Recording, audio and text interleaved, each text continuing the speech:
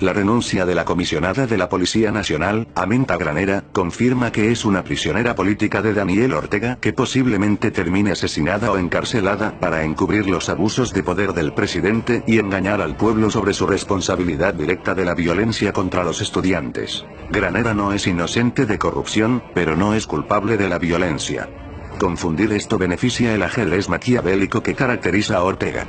Su renuncia es parte de una estrategia macabra de Ortega de ceder ante el diálogo con alguien que ha sido irrelevante ante las atrocidades actuales de la policía. Los sandinistas tienen un largo historial de asesinar a sus adversarios o a sus socios si pueden denunciar su criminalidad o corrupción. Granera es de las personas que más información comprometedora pueden tener del gobierno. Si matas al enemigo de tu enemigo, tienes más amigos. Los sandinistas fueron los mayores beneficiarios del asesinato de Pedro Joaquín Chamorro Cardenal, independientemente de quién lo asesinó. Culpar a Granera es un intento de sacrificar a alguien que el pueblo piensa es la culpable de las atrocidades de la policía para lograr otra victoria política a través del cinismo. Ahora Ortega intenta mostrarle a la ciudadanía que está cediendo en anticipación del falso diálogo mientras señala a la comunidad internacional su compromiso con la justicia, consistente con el cinismo de su gobierno socialista, cristiano y solidario. Granera es el chivo expiatorio perfecto, como cara de la desprestigiada policía.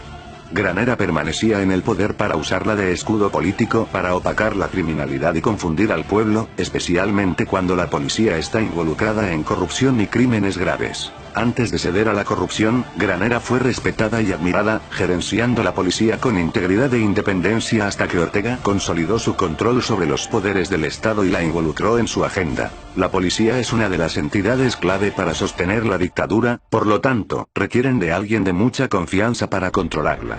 Granera nunca fue la persona de confianza, por eso no tenía el poder que conlleva su puesto. Granera sirvió dos propósitos. Primero, brindaba más legitimidad y credibilidad al gobierno controlado por la familia Ortega Murillo que el nombramiento formal de otro miembro de su familia, especialmente con organismos internacionales. Segundo, le ofreció a quien ensuciar y culpar de sus propias atrocidades. Ortega dirigió los abusos de poder de la policía que nunca hubieran sucedido sin su apoyo y tienen todas las características de su modus operandi. De hecho, es muy probable que Granera estaba secuestrada durante las protestas, mientras Ortega esperaba el momento más oportuno para sacrificarla. La policía consolidó el odio del pueblo y está desacreditada por su abuso de poder y violencia contra los estudiantes. La popularidad de Granera es tan baja y el odio hacia ella tan elevado, que Ortega podría ser el criminal inocente, una vez más. Es irrelevante su renuncia para resolver la crisis, porque no tenía poder y no fue autora de la criminalidad policial. El crimen lo ejecutó el comisionado general Francisco Díaz, subdirector y consuegro de los Ortega Murillo. Granera tampoco es inocente y se lucró de la corrupción de los Ortega, lo cual no es aceptable y empeora su delicada situación. Está claro que la reputación de Granera ha sufrido enormemente y que el pueblo podrá ser engañado con su renuncia. Es solo relevante para lo que Ortega busca: permanecer en el poder.